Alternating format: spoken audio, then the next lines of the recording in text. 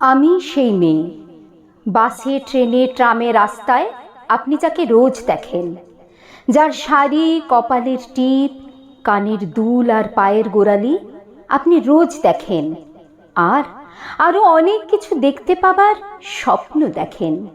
স্বপ্নে যাকে ইচ্ছে মতন দেখেন, আমি সেই মেয়ে।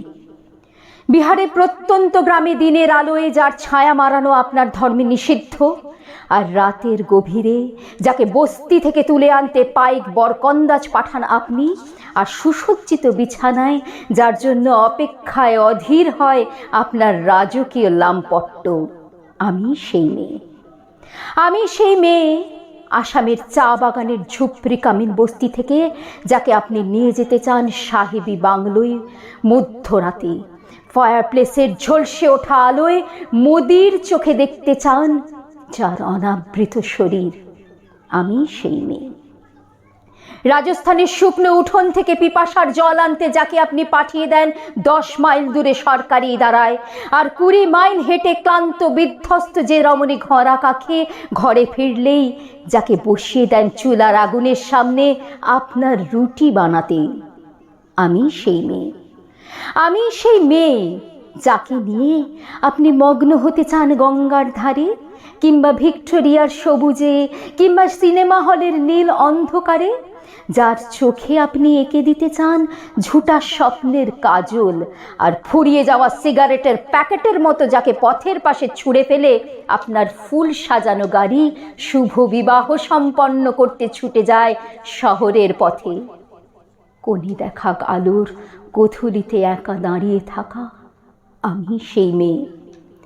আমি সেই মেয়ে, এমনকি দেবতারাও যাকে ক্ষমা করেন না, অহংকার আর শক্তির দম্ভে যার গর্ভে রেখে যান কুমারীর অপমান, আর চোখের জলে কুন্তি হয়ে নদীর জলে বিসর্জন দিতে হয় কর্ণকে, আত্মযোগে, আমি সেই মেয়ে।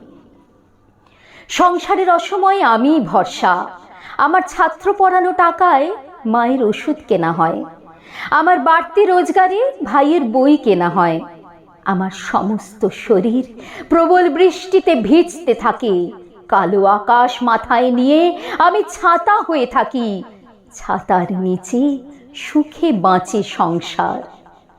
আপনি আপনি আপনারা আপনারা আমার জন্য অনেক করেছেন।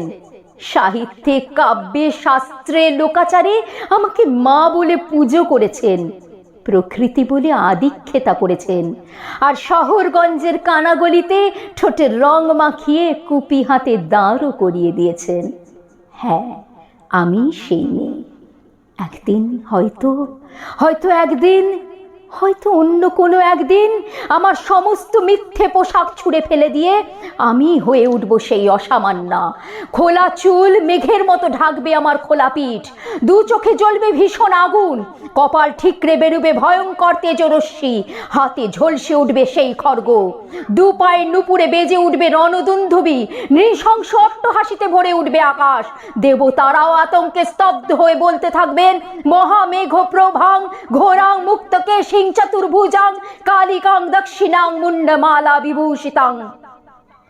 বিভৎস দাবানলের মতো আমি এগোতে থাকবো, আর আমার এগিয়ে যাওয়ার পথের দুপাশে মুন্ডহীন অসংখ্য দেহ ছটফট করতে থাকবে। সভ্যতার দেহ, প্রগতির দেহ, উন্নতির দেহ, সমাজের দেহ। হয়তো আমি সেই মেয়ে, হয়তো বা